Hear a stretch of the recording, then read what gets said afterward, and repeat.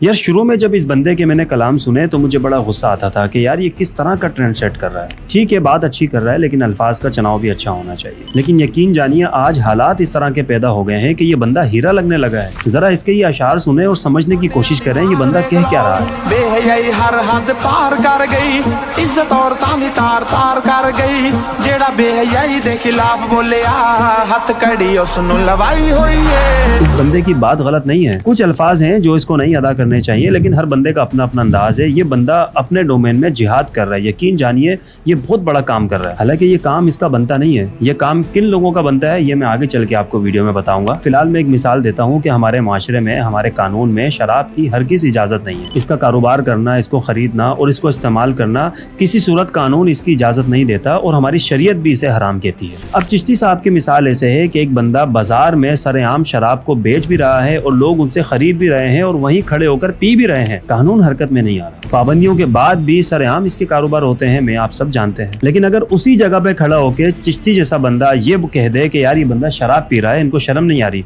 तो कानून फौरन हरकत में आ जाएगा। इसलिए नहीं कि ये चीजें जायज नहीं है, हराम है, मना है, बल्कि इसलिए कि चिश्ती ने, इस बंदे ने अपने मुंह से शराब का नाम कैसे लिया। ये तो इस्लाम में हराम है, इसका तो नाम भी नहीं लेना चाहिए। इसने इतनी गंदी चीज का नाम कैसे ले लिया।